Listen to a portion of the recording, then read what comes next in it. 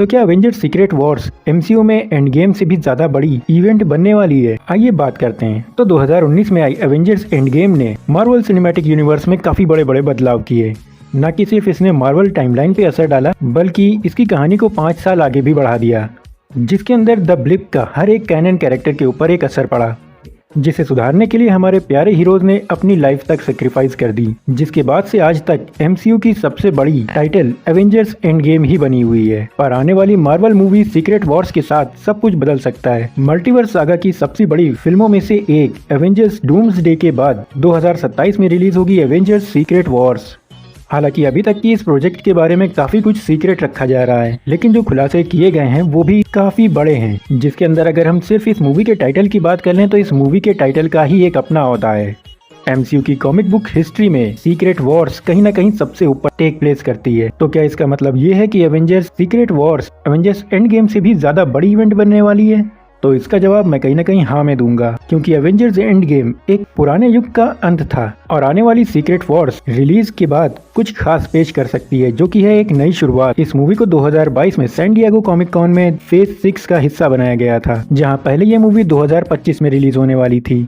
लेकिन पर्दे के पीछे काफी कुछ चलता रहा, जैसे जोनाथन मेजर्स का वो केस और हॉलीवुड के अंदर चलती हुई वो स्ट्राइक, जिसके चलते एक के बाद एक प्रोजेक्ट्स डिले होते चले गए। इसके अलावा इस फिल्म को मल्टीवर्स सागा की लास्ट मूवी बताया जा रहा है, जहां इससे पहले हमें देखने को मिलेगी एवेंजर्स डूम्सडे, जो की आएगी 1 मई 2026 में, और बिना टाइटल वाली स्पाइडरमैन 4 जो रिलीज होगी 24 जुलाई 2026 में, और उसके बाद 2027 में रिलीज होगी सीक्रेट वॉर्स।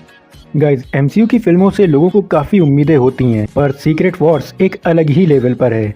और इस वक्त फैंस ये जानना चाहते हैं कि ये मूवी आखिर कैनन के फ्यूचर पे क्या असर डालेगी, जिसमें कई ऑथेंटिक पहलू हैं जो सभी को काफी हाइप कर रहे हैं। जिसमें सबसे पहले है विक्टर वॉर डूम के रोल में आरडीजे का रिटर्न, दूसरे नंबर पे सीक्रेट वॉर्स को बनाने में जुड़े फिल्म मेकर्स, और तीसरे नंबर पे है कॉमिक बुक क्रॉसओवर इवेंट के रूप में सीक्रेट वॉर्स का एक अपना ओहदा, जिसमें जब आरडीजे ने सैन डिएगो कॉमिक कॉन 2024 में मार्वल के पैनल के दौरान जब हॉल एच में सबके सामने आए, तो उनकी मौजूदगी न सिर्फ डूम्सडे के लिए आरडीजे का as doctor doom victor von doom के रोल में उनकी कास्टिंग का कंफर्मेशन किया, और इस बात को भी पक्का किया कि वही आने वाली सीक्रेट वॉर्स मूवी में मेन विलन का रोल प्ले करेंगे। लेकिन हमें अभी तक की ये नहीं पता कि एग्जैक्टली वो उस मूवी में क्या करने वाले हैं। हालांकि डॉक्टर डूम कॉमिक बुक के अंदर सीक्रेट वॉर्स में एक बहुत ही अहम कैरेक्टर है। इसके अलावा सीक्रेट वॉर्स की कमान रूसो ब्रदर्स ने संभाली है, जिन्होंने इससे पहले कई हिट एमसीयू मूवीज बनाई है, जिसमें captain America the winter soldier, इसके अलावा कैप्टन अमेरिका सिविल वॉर, और एमसीयू की 2 सबसे बड़ी फिल्में यानी कि इन्फिनिटी वॉर और एंड गेम बनाई हैं। और यही जोड़ी डूम्सडे और सीक्रेट वॉर्स को भी बना रही हैं, जो फैंस की उम्मीदों को और भी ज्यादा बढ़ाता है। पर इस सब के बीच एक सवाल है कि आखिर सीक्रेट वॉर्स किस बारे में होगी,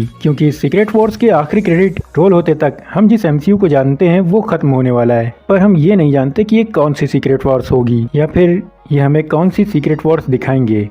क्योंकि कॉमिक्स के अंदर 3 सीक्रेट वॉर्स के वर्जन्स आ चुके हैं, जिसमें 2 सबसे पहले आए थे 1984 और 1985 में, और लास्ट वाली आई थी 2015 में। हालांकि अगर ये 2015 वाली सीक्रेट वॉर्स है तो हम समझ सकते हैं कि हमें क्या देखने को मिल सकता है। हालांकि एक बात बोलूं कि जिस एमसीयू को हम देखते आ रहे हैं वो बदलने वाला है, ये सोच के कभी कभी अजीब लगता है, क्योंकि इतने टाइम से इन सारे कैरेक्टर्स के साथ हम सबका एक कनेक्शन बन चुका है। लेकिन कॉमिक बुक में कैनन रीसेट एक आम बात है, जिसमें नए लोगों के लिए नए रास्ते खुलते हैं।